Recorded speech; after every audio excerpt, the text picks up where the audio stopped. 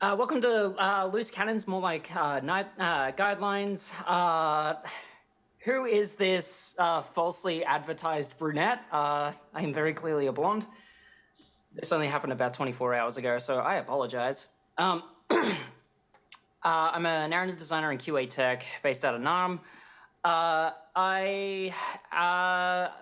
Basically, like, my latest thing that I can talk about that isn't G14 classified. I was on Game of Thrones Taylor Crows. I've bounced around Narr, working with Dragon Bear Studios, Ligara, Audacious on various projects. Some AR, some video games, some narrative-driven, and some, toys, basically. Before that, I did dialogue-driven microgames. All are available for free on itch.io. I'll plug that at the end if I've got time. And right now, I'm... So why do you need to know... what do you need to know, like, the full thing of what I've done? In short, everything in this talk is the same principles apply no matter what you're doing. So, with canon, it's helpful to start with the definitions of what it is for this talk. The first is an authoritative list of books accepted as Holy Scripture, a sanctioned or accepted group or body of related works, or a body of principles, rules, standards, or norms. We deconstruct these and they suddenly become dogma, approved records, or a book of law. So, seems reasonable. Basically, without that, basically what we've got is, in this, we've got an authoritative list of books as Holy Scripture. It's basically, we've got stuff that forms creeds, beliefs, and faith structures. Like, look at Christianity to see where that can take you. A sanctioned or accepted group or body of related works is basically an approved record. Basically, someone just stuck a rubber stamp on it and said, yes, this is the thing that we teach, this is the only thing we will accept, and so, et cetera, et cetera. The last one is a code of law. It's basically how this society functions. So what? It all seems reasonable until you get to, what this talk really is. The code is more what you call guidelines than actual rules. So the controversial take of the day here is rules that no longer serve your purposes are made to be broken. However, the last slide was rules as written, so what's the problem? There are pitfalls here. And I'm sure a few writers can already tell where I'm going, but this is also for not quite writers, so. One of the biggest pitfalls with writing to IP is less write what you know and more write what's familiar. So Star Wars over here is a gargantuan sample size, so we're going to take from what is effectively the lowest common denominator. Knights of the Old, the ones that you would think most of when you say Star Wars expanded media is Knights of the Old Republic, X-Wing, Republic Commando, Fallen Order. More or less remembered because they challenge rule number one, the dogma, the accepted things with this franchise. So much so that The Bad Batch, Rogue One, and The Last Jedi can actually trace some thematic and stylistic lineage to especially the older titles like KOTOR and Republic Commando. Some of these beats are very... some of these beats challenge the familiar parts. The Jedi are basically a flawed organization of unreliable narrators. They've been in power for so long, they kind of really just lived around the corruption and stopped challenging it. The perversion of ideals into a stagnating force is that the Jedi have taken, say, well, not even just the Jedi, the Republic even has taken all this, the ideals of pacifism and non-aggression and you know, upholding the moral right, it's actually become degraded to such a point that the CIS, well, the Confederacy of Independent Systems, rose in the first place, and that's how we got the Galactic Empire. Now, the flip side of this is something like Death Troopers. It has a small cult following, but mostly because it's like, you know,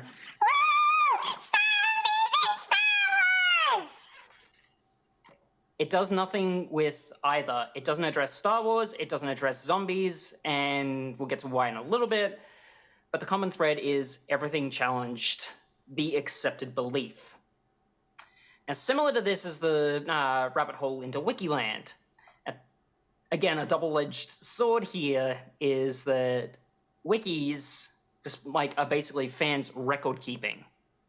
So where do we go with this? It's like, yeah, those records are very helpful, and I'm going to be honest, those records have helped me more than a few times.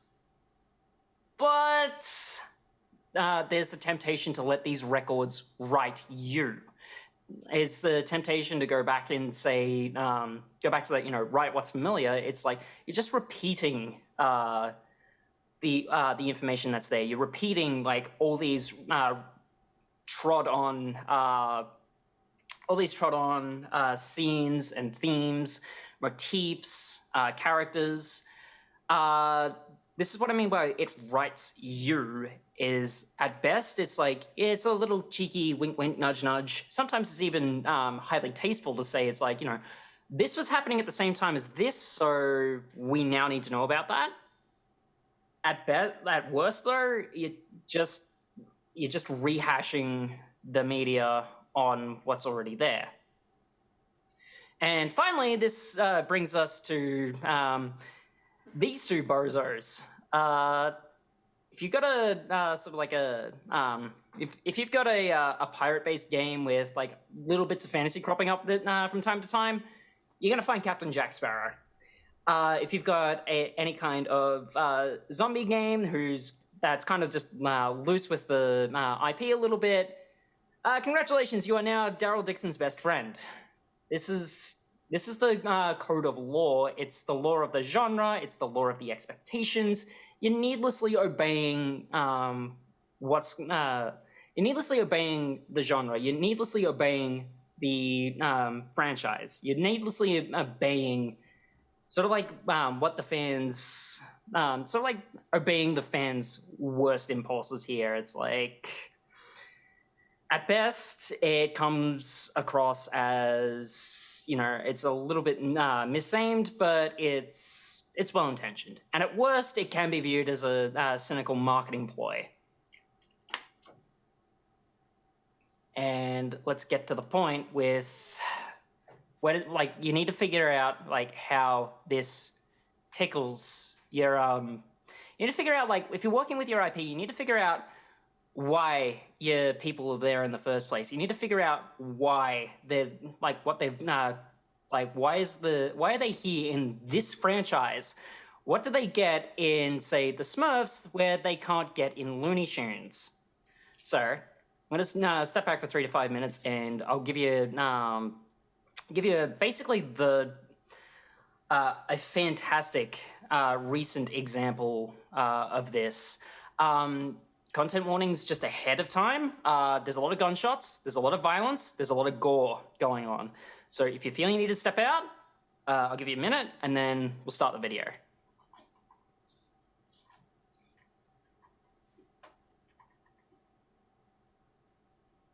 5, 4, 3, 2, 1.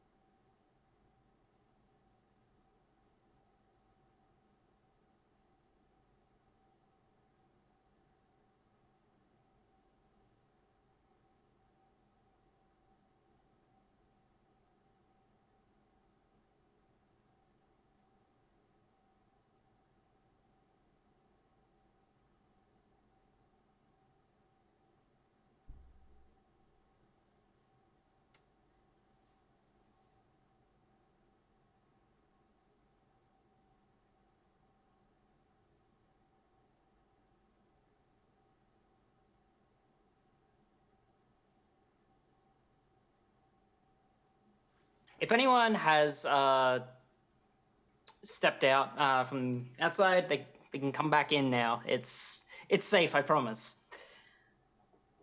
So for those playing at home, that was the web mini. That was a clip from the web miniseries ASTARTES.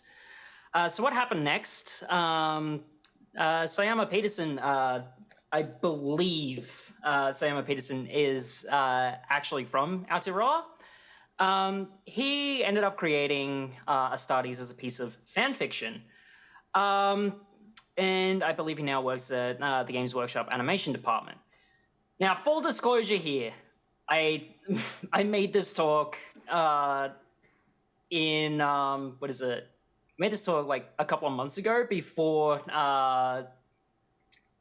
before GW basically did the blue counter deck thing and said, everyone stop having fun, the rules say so. I want to give a quick shout out to Void Rants Back on Twitter for bringing this to my attention. Basically, fan animations have now ceased to exist under the Imperium of GW. And they shot themselves in the foot with a bolter here. Basically, the upshot of what they're doing, it has the immediate effect is that it's stopped a lot of animation series, like If the Emperor Had a Text-to-Speech Device, from ever happening. And they're depriving, I'm actually, like, just as a quick thought experiment, like, how many people in the room and on the other side of the screen here have ever used, like, Warhammer figures or minis basically to practice 3D modeling? So GW, via this, has deprived themselves of a talent pool. If you want to do some more reading into why I'm going to say fan fiction is a good thing, actually, you should be doing it. So same woman, Void Rants Back. Screening embodiment, let's play videos and observable play experiences. Basically, just from this, I'm going to say, like, for the rest of this talk, if you need to take at least one thing away about working with canon and brand IP is do a lot of fan fiction. Why I'm saying this is like, all right, if people were taking notes on ASTARTES, which you can see on Warhammer Community now, it's migrated from YouTube. Start with the pillars. So how do you get 5 minutes of basically, how do you get 5 golden minutes that express the pillars of the IP? With Warhammer 40k, you've got Endless War. The ASTARTES series as a whole is about 14 minutes of nothing but combat. Juvenile fantasies, we basically see the big shoulder space marines and their elements. And it's like, you know, well, I actually got to give a shout out to my friendly local game store guy who just dropped this gem on me a couple of days ago. He basically said, when you scratch below the surface of Space Marines, they're child soldiers. But you scratch a little deeper, and all of their heroes are basically the idea of what a 15-year-old boy's idea of a hero is. So, you know, the big manly man and the big power armor, and they just say, it's like, yeah, you can't hurt me, I got the super armor. Same thing. And everything's in a dystopian regime. In genres, I'll get to a little bit of... Sorry, wrong screen. I'll get to a little bit of why in a second, though. Genres, pick apart your genres and pick apart your pillars as well. So, with Warhammer, you've got a cosmic horror, a space opera, and funnily enough, it's actually high fantasy. You could remake everything in Warhammer 40k in a fantasy world.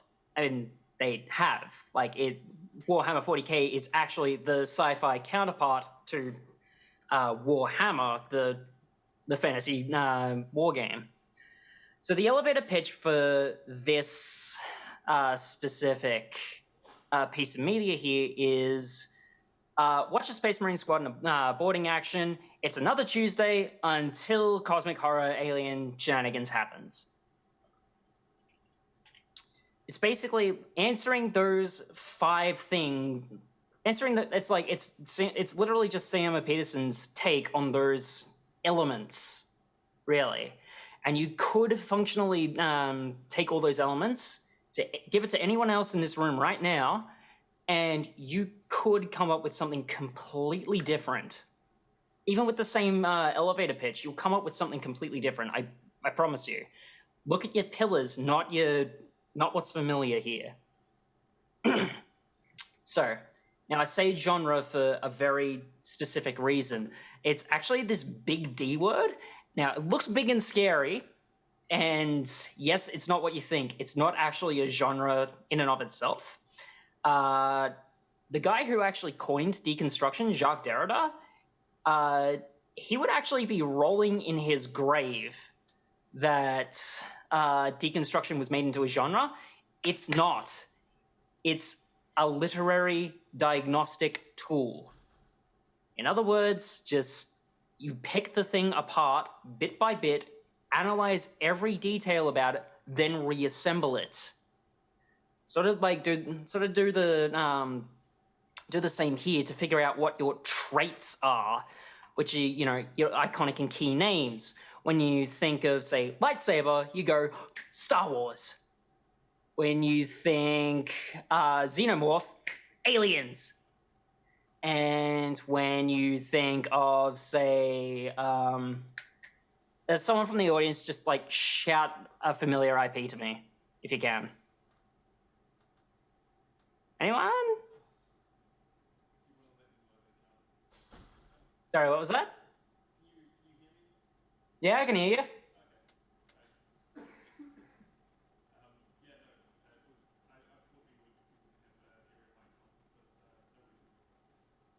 Yeah, no. Well, that's sort of the thing though. It's think of an IP. What would be your, say you think,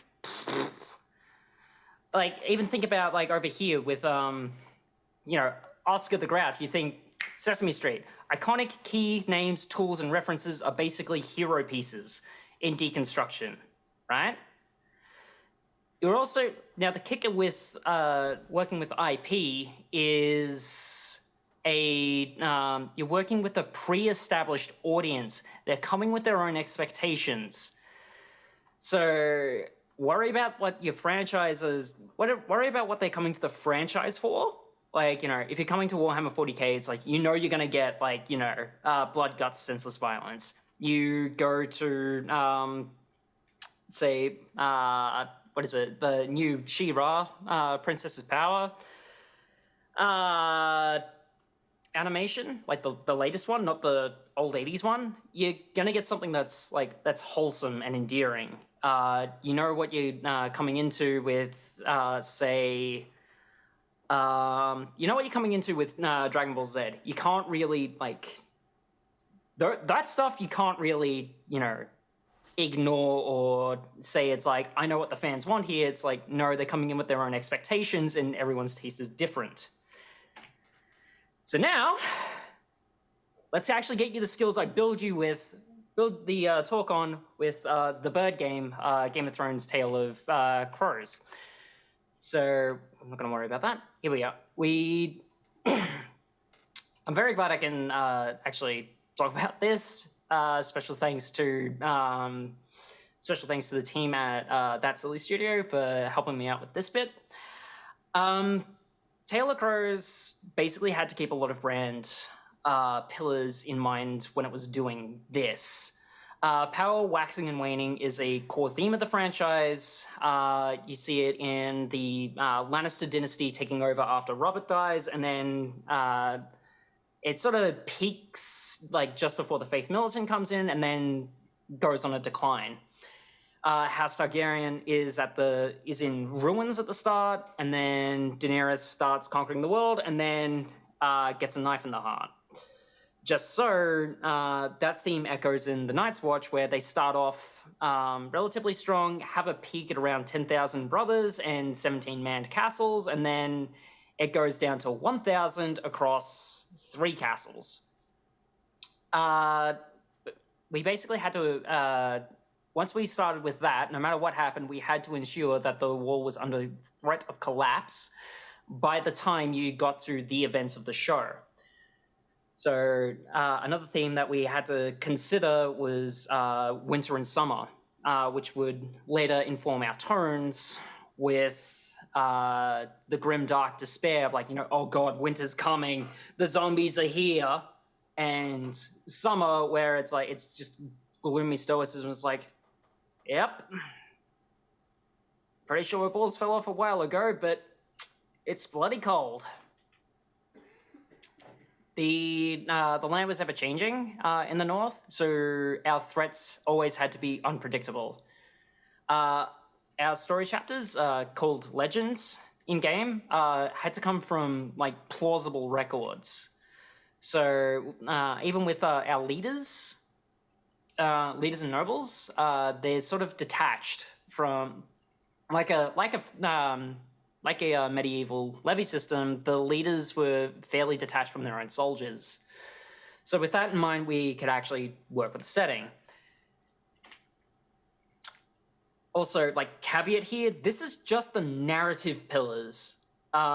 If you want the actual game pillars, I didn't touch that at all. You have to talk to Acegiak at ACEGIAK, message her and see if she'll speak, though she's just immigrated, so not in our time zone anymore.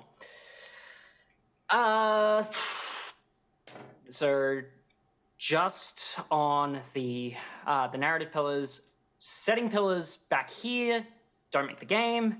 They inform the game but don't make it. Game pillars make the game.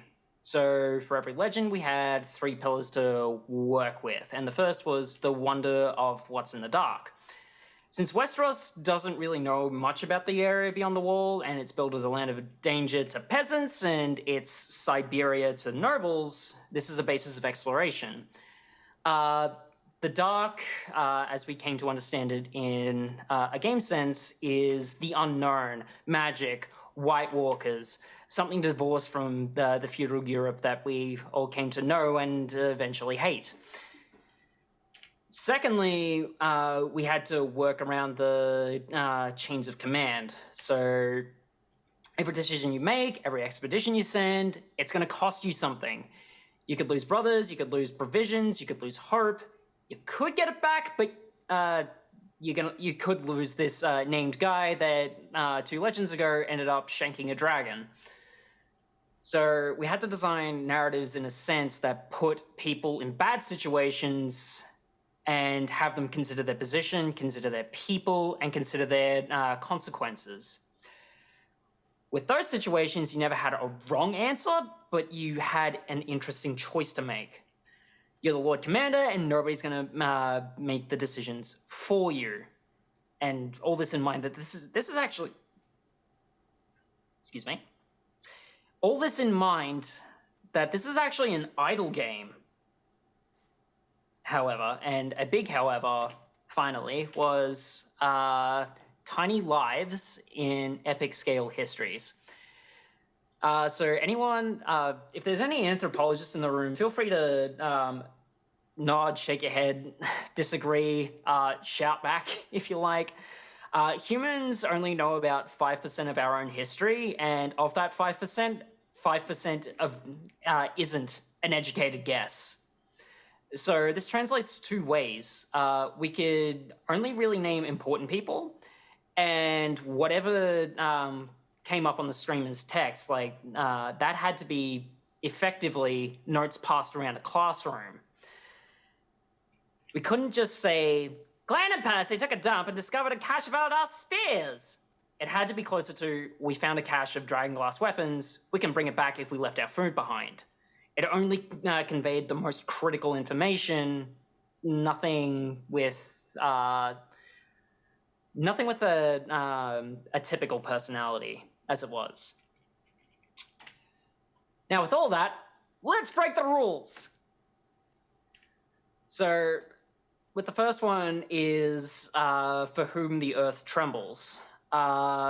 This legend is about a throwaway line about giants riding mammoths. So, to the free folk, the Night's Watch were a bunch of morally questionable, vicious idiots.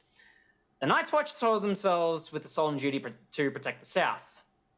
At this point, we had legends about dragons, we had legends about criminals hijacking the Night's Watch, we had one about the Corpse Bride, who took over a good section of the Watch, but we didn't really actually have anything showcasing the Men in Black actually being good at their jobs.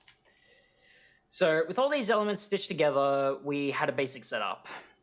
You, the Lord Commander, catch some mysterious rumbling happening in the real north. These rumbles have the unfortunate side effect of uprooting half of the haunted forest and smashing your expeditions to jelly. The thing is, it is deduced that this is a giant riding a mammoth. Your job is to now track it down and put a stop to it.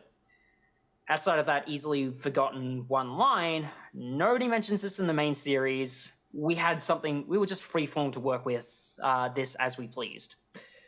It's something new, something fandangled, something a little bit out of left field, and it's presented a little bit as a mystery game. Like, you've got to go around the real north and try and unpick what this thing is, and then you got to figure out how do you stop it. Spoiler alert, it really is just a kid joyriding around on the family mammoth. The next one is... I forgot I had those there. Moving on. The next one in the latest DLC released a couple of weeks ago was the 7-pointed star, which we used real-life analogs for. This is something that happens a fair bit in the series proper as well. The Sept, the Faith of the Seven, the Sept, that's actually a very thinly veiled parallel to Christianity of the time. It just happens to be that the maesters, like the monks, they've gone off and formed their own secular thing. We were exploring faith in this DLC, and adding to this challenge was a wildling storyteller. So not only do we have the wildlings never actually interacting with a septon before, this is a shared story. So the crow had to have a say, and the Lord Storyteller had to have a say as well. A core theme of the series is decadence and self-righteousness leading to wanton destruction. So by this point, I was narrative lead rather than being a writer, so I decided to explore it here. So to expand the brand, we took a leaf from George's book and used real-life history. With the Faith of the Seven basically being Christianity Redux, I asked a question I had from one of these special episodes. Why did the Faith of the Seven stay south of the Wall? They had already cut down the Weirwoods, massacred the children of the forest, and why would they stop there? And the answer is, someone forced them to stop. The setup is buried in the Histories special of the Blu-ray discs, and you really had to go looking for this lore tidbit, so I had to really present a case and justify it. But the team had also learned that, hey, we just lock Jade in a room and see what emerges. It's just learn your team processes. It really helps. By going with this route, we had a lot of canon rules to obey. The North keeps to the old gods, no matter what. The Free Folk are hostile to Southerners, no matter what. And the Watch cannot permanently offside the Septons. So the challenge was to empower players to stop the Sept themselves. It wasn't a question of how do we stop the fanatics and how do we get them to care. So I started right at the end. You, the Lord Commanders, could warn the Septons that the wildlings were massing an army and were going to kill them all anyway. You could join with the Free Folk and stop the Septons from going on their genocide campaign, or you could let the wildlings have their way with the Septons and crisis averted. There's no like right answer here. The forced conversion stop, genocide halts, quasi-Christianity is defeated yet again by hubris. But for the purposes of the talk, revisiting themes in the parent IP and expand. Let me say that again. Revisiting themes in the parent IP and exploring it through a what-if scenario created an engaging scenario. So from the also from the DLC is the last one is Cruel Winter's Night. With this one, I'm going to end on throw out everything I just said over the last 40 minutes. Everything is guidelines. If it serves you to follow the record keeping, if it serves you to portray this thing as fact, or if it is rooted in what the setting is, feel free to use it, but use it consciously. Like, know what you're doing. And this is exactly what I did here. Cruel Winter's Night, so this chapter, Cruel Winter's Night, is a retelling of the Rat Cook legend in the series proper. Season 3, I think it's episode either 8 or 9. Bran has everyone gathered around the fire here, and he's describing the Rat Cook. Like, this is why you don't kill anyone under your house, because the gods will turn you into a rat. So those are the parts we took, and where the parts that we had to adapt and improvise from was where the details got squiffy. It's basically like, since the details were lost to time and instead remembered as a campfire story, we were free to just expand and play with it a little bit. The king in the story was a Vale king who brought up his household to hunt exquisite beasts in the real north. Him and his son treat the Watch like underpaid valets and treat them as if they were household servants, not actually a border force that was to be respected and feared. What happens next is there's no way to stop the legend from playing out. The Watch will conspire to murder the king and his family. However, what you can do is influence the outcome of the Rat Cook legend. So the player themselves can become the Rat Cook. They can like call all the brothers together and say like, okay, we need to get rid of this guy. Let's kill him. If you do that, you become the rat who devours his sons. Men desert, recruiters return empty-handed, crops in the gift rot, and it only gets better when this Lord Commander dies. You can attempt to stop it, but one of the stewards is going to act out anyway, and he'll do the deed. Once he's imprisoned, the player will suddenly find he's suddenly disappeared. This presents in the legend as he transformed into a rat and ran out into the depths of the Night Fort, and allegedly lives to this day. Which is like, in game, it can also be very easily read as, yeah, no, one of the other guys just let him out. Because, well, hey, the guy, he deserved it. And as a third option, the Watch can abandon the Vale King however far north they choose. Like, they can just leave him stranded in the forest, they can leave him in the mountains, or they can take him as far as where the White Walkers live and see how that gets you. It technically absolves the "you shall not kill under your roof" commandment, but rumors slip south and the Watch is guilty of killing the guy, and it becomes the legend you see and hear at the campfire. So to cap off in time for Q&A, everything here is about guidelines.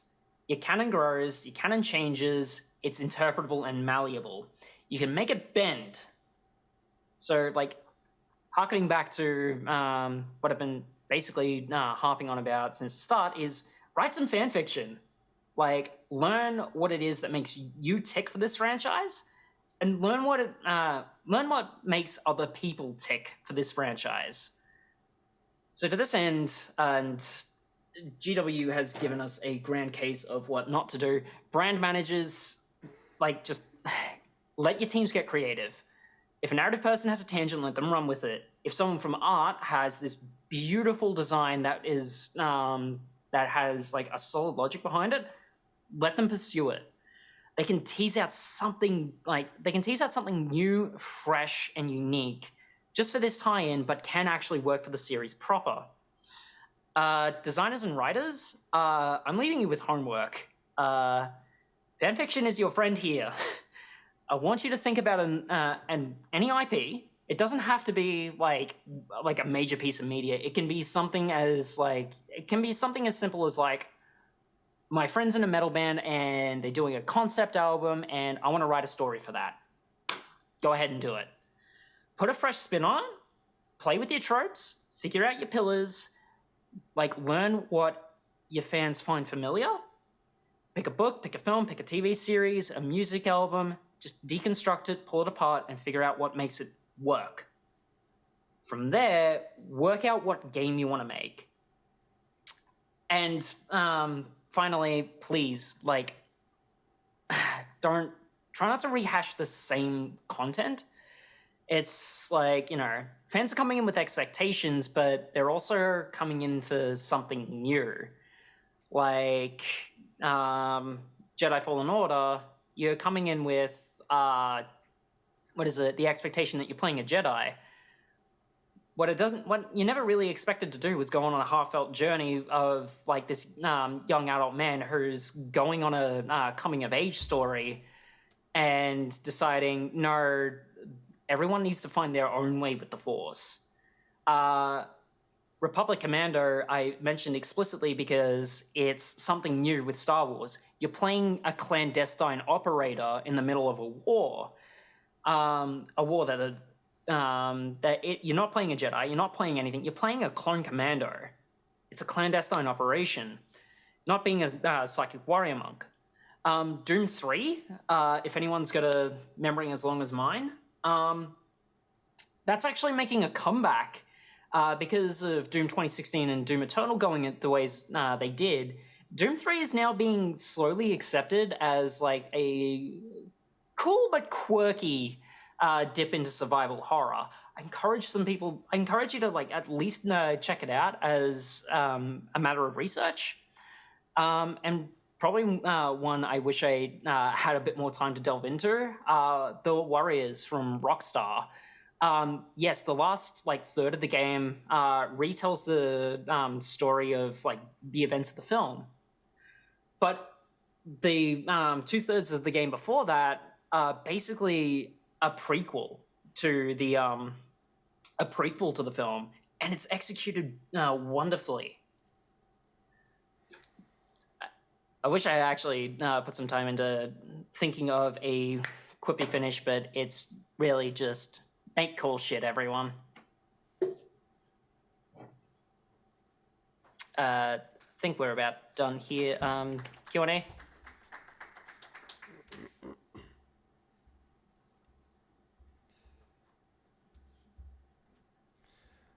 Thank you, Jade. You just received a lot of applauses. I'm just checking the Q&A, and I don't think there are any questions that have been raised. Okay. So if you guys have any questions, please feel free to email at some stage. But yeah, thank you very much. No, thanks for having me.